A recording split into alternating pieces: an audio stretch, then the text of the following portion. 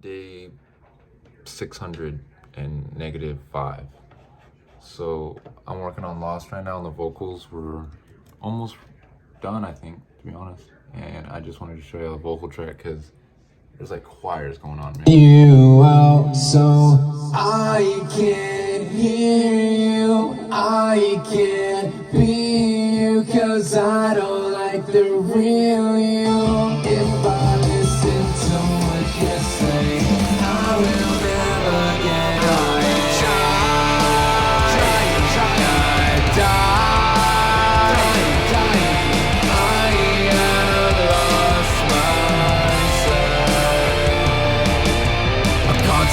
Battle in my mind, it's causing me to go wrong. I have lost myself. I'm falling, crawling. What is the biggest thing you've learned from your first EP compared to this album? There's definitely been a change in your music production and almost your style a little bit. Yeah, so with the first one, it's a lot of different genres, so you're hitting different kind of mixing and editing, so it's just like when you're stuck on one thing, like so with this one it's just strictly rock for the most part. So like with this, like you tune an ear for it so you know what to do with the next one, and that helped me throughout some songs. So like I would work on, let's just say, Lost, and then I would go to Falling, and I'd do some things on Falling that was like really good. I'm like, oh, let me do it on the other track because that worked, and it worked. And so both of them sounded really good from that. And with Pilot, it was kind of, everything was a little different. So like I had to adjust to it rather than just doing the same thing over and over again. And it just made it a little bit easier, I guess. What was the inspiration specifically behind this album? Not like who inspired, but like what inspired this album? I guess my mental health. That'd be the best answer for that, just because it's about, you know, coming out of this state, like this mental state that, you know, you're in a hole and like you have to eventually like, you know, push yourself out of it. So I feel like if I can help someone push through that like I did, like for me, my gateway was music to get out of it. So that's what I want to use, and that's what I want to put out there. How long have you worked on Self Adversities? And 5. How long have you been in the music industry? So I've been playing music since I was 7. I got my first guitar and started playing piano when I was 11. I got my first electric guitar when I was 13, and that's when it really kicked off. In high school, that's when I started to take it seriously, and junior year, that's when I started writing Self Adversities, but without knowing it. So that's when I wrote my first song, Save Me, which is on the album, and at that point, it kind of collectively came together from Trick to Turning a Corner, and I went to Avant Media Institute, learned how to produce a little bit better, and like learned how to really shape my sound, and then wrote a couple songs while in school and then a couple after, and it came to this album, Self Adversities, and it became this story that I didn't even know I was really doing. And I think that's the best part, because the best things come when you're not expecting it. And so whenever I realized that it was my story and it's this collective sound that I made, it's just like, it's my own, so it felt nice. And it was really cool just to see it in the making for 5 years, which seems really long. 5 years is a toddler. You pretty much have... Yeah. Does an album feel like it's your kid? Like at this point? Like you've worked like, so hard on it. It's like my baby, you know, it's my craft, it's my art, and it's something I hold dear to me, because Pilot is my first EP. That was just the introduction. It's the pilot. This is my first album. It's my debut album. This is what I'm really going to showcase myself off of. So I feel like it has to be good, and it has to be my baby. You know? So you're proud of it? You are. Yes, I'm very proud of it. It's only taken you 5 years. Yeah. Which it's dedicating to create an album like that. It's an incredible amount of work, and all of your friends rave about how amazing that you're doing. It's truly exciting.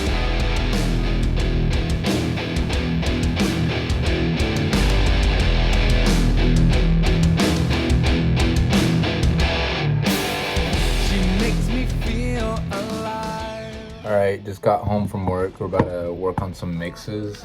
And I don't know, I was just watching some videos and stuff about music, really. And I just my goals are just like to be able to help someone. That's the main goal of why I'm doing all of this. And I just can't help to think that like one day there's gonna be a day, you know, like there's always that day that like everything starts for you. Like right now, like I'm in the process of it, I feel like, and so like one day I'm gonna be there where I've always pictured. I'm not gonna know, you know, I'm not really gonna know when I'm there, I guess. But there's gonna be that day where I'm like, oh wait a minute, like I'm actually an artist. I'm actually performing. I'm actually like I don't know. I'm just waiting for the day to hit, and I can just feel the excitement every day getting closer and closer. So if you want to do something, just do it. Don't make excuses. Use what you have. Because I'm mixing on a JBL speaker. It's mono, and I don't have stereo speakers right now, but yet I'm over here trying to do anything I can to get this album put out. And these are songs I've been making for years, keep in mind. And not that I've been working on them consistently for years, but like they've just been there, and then now I'm going through and just fixing it, you know? And I don't know, I can't wait for the day, you know? That's all I can think about is that day where I'm able to perform whenever I want and where I get signed by Arista Records, hopefully. But every day I feel like I am getting closer in some way. So, you want something, man? Who were your main influences behind specifically this album? I would say Linkin Park, I Am J. Kill, Josh A. Mostly Linkin Park though, because they do a lot of stuff about mental health and a lot of like happy, sad songs. So it's kind of that kind of vibe that I guess I match with. But I would say Linkin Park for the most part.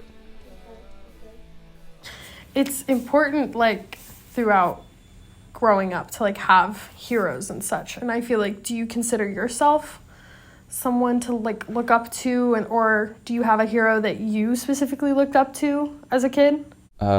Chester Bennington from Linkin Park, because you know he was the writer, so he was going through all the stuff, and I relate to him a lot. And whenever he passed, I think that was really emotional for me. No, I don't think it was.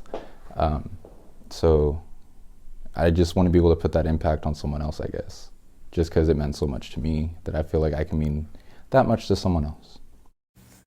So music is such like a broad like idea. There's so many things you can do with it. What would be your true passion within music? Like between producing and creating and everything. Like what is your true passion? Performing, for sure. It's just the crowd, the energy from the crowd feels so good. Like especially when you know they like your music and they're into it, it's just this like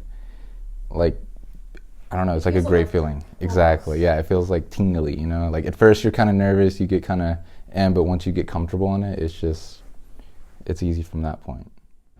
All right, so I'm fresh off of work. There's a Guitar Center across the street, which is always beautiful. And so for the longest time, I've been wanting to get the Yamaha HS5s. But for me, with all my bills and all the things that I got to do, it's just, I can never get both of them because I don't want to just get one and then have one. And I don't know. It's just, I probably could do that. But anyways, KRKs aren't bad. It's just I don't want to settle for them. And today they went on sale, so it's only $200 instead of $300. So I figured I just might as well use them for now because I've been mixing on a JBL speaker. So I think we're just gonna have to settle that for now, and then once we open up a studio, we can have the KRKs for home and then the Yamahas for the actual studio. So stay tuned. Update. Alright guys, so we got our new setup. Got our KRKs here. We're vibing. Sounds amazing.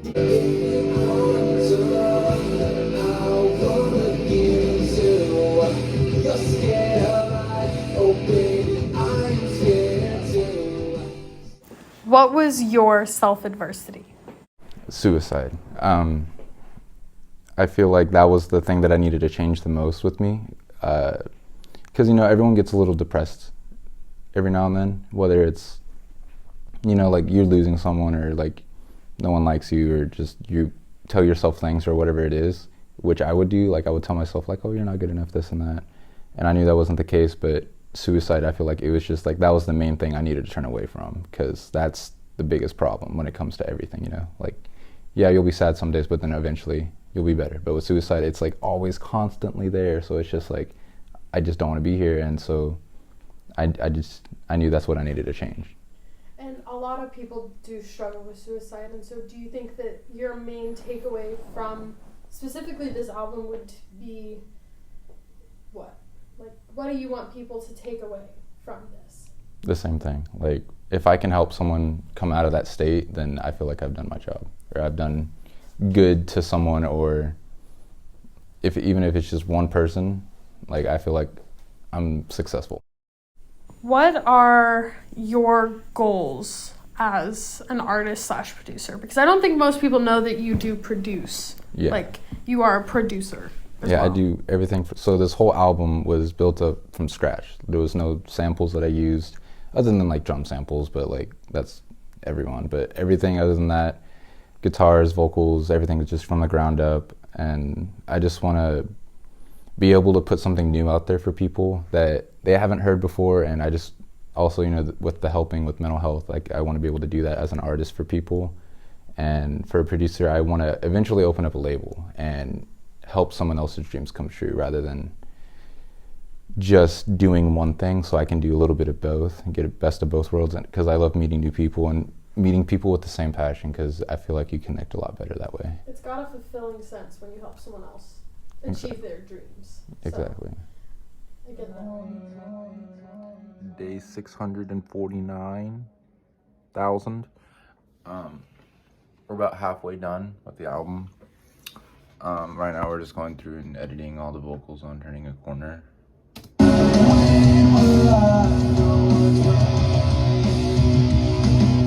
When will I turn my corner? When will I decide?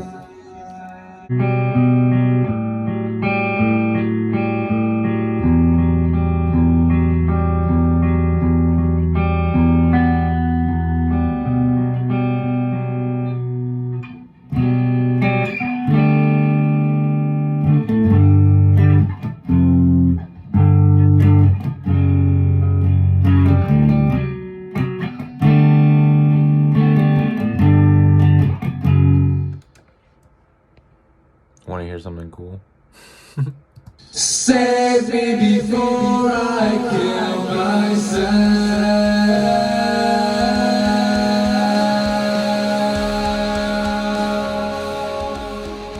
What is the meaning or inspiration of the album? Like, what do you want people to like really understand when they listen to Self Adversities? That you're not alone.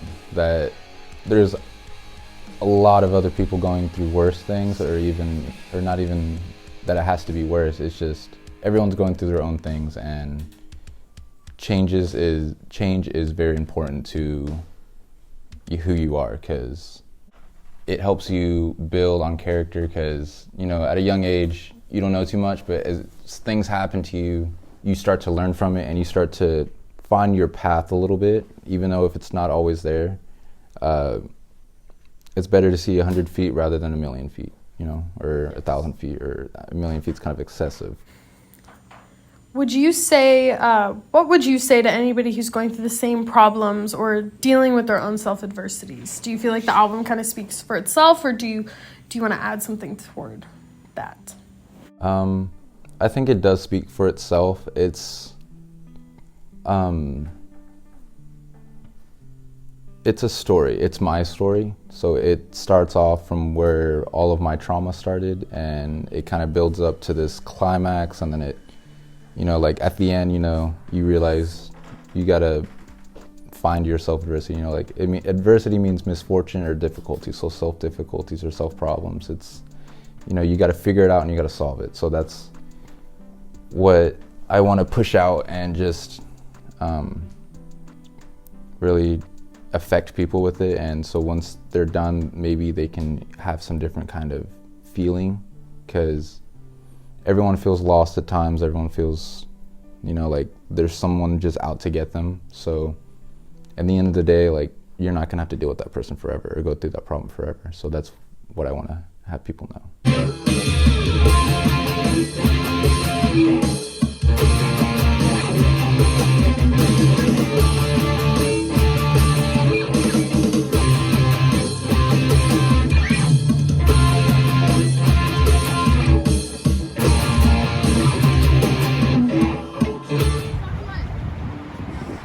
A lot of people ask me this question, and I assume you get it a lot. What was your name behind Leeto? Like, how did you come up with Leeto?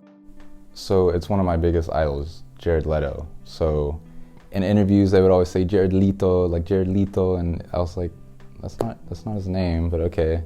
And then I kind of like listened to it, and I always wanted his stage name because of Slash, because, you know, his name's Saul Hudson, and that's not, like, Slash just sounds cooler. Iconic people have one-line Exactly. stage names, so I felt like Leeto sounded kind of cool, chill, and like calm and collected, but also it could sound really pristine and nice. So I kind of looked at myself in the mirror a lot in high school and just like, do I look like a Leeto? And I think one day it just kind of clicked, and I was like, Leeto, I feel like is a cool name. yeah. Oh, when people talk about Leeto, because inevitably you're going to be big, they're going to talk about you. What do you want them to say when they're like, oh my gosh, I just listened to Leeto?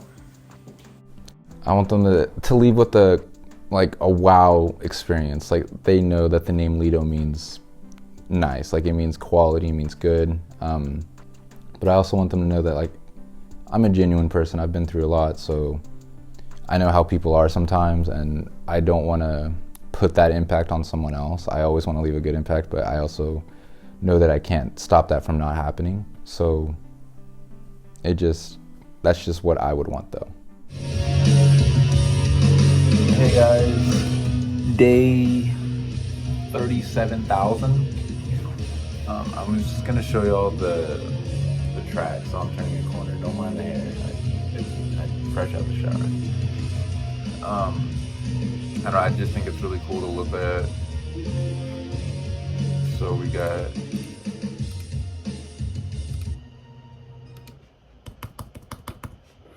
all the synths.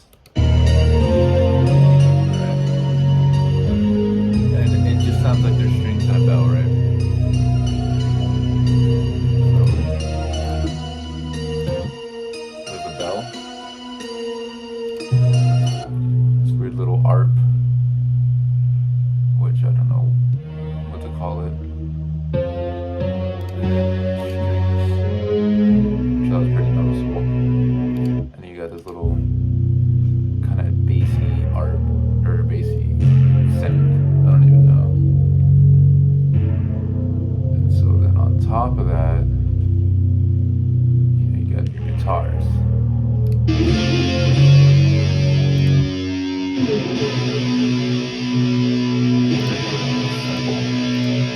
Pretty basic, really easy.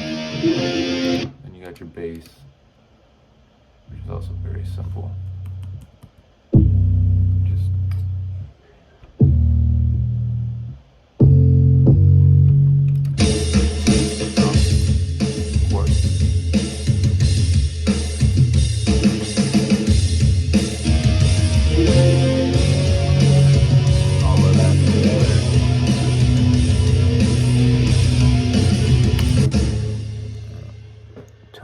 What's up, guys?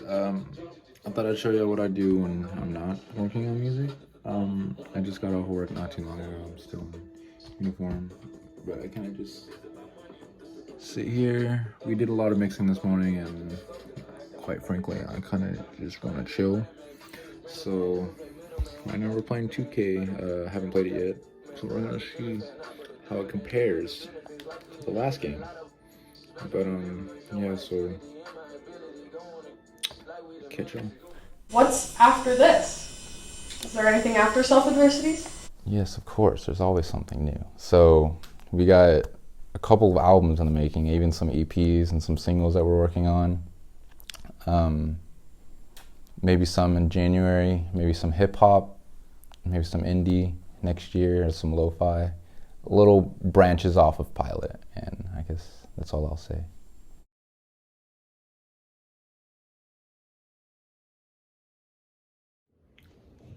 Day 7,063, I don't know. We got some prototype merch.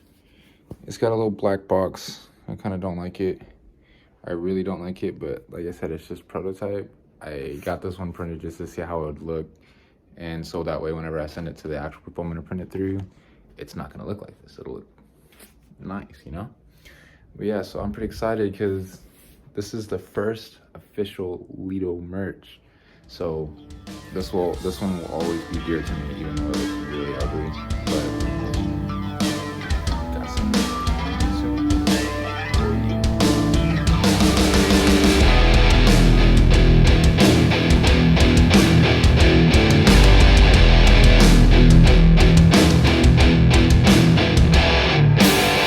She makes me feel alive.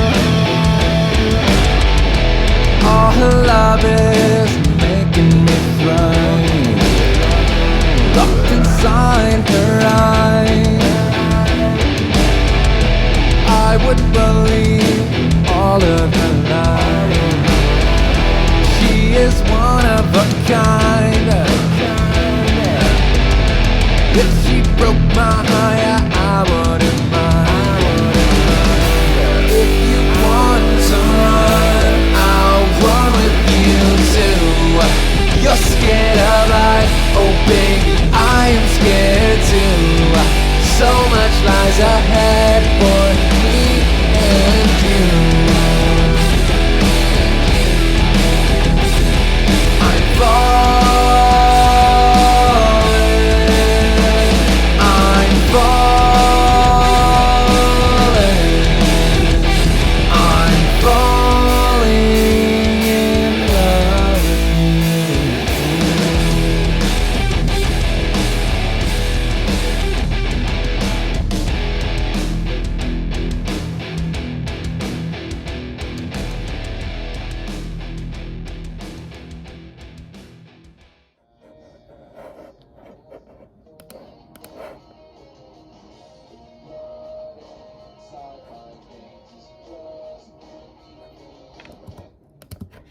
Typical night for Leeto.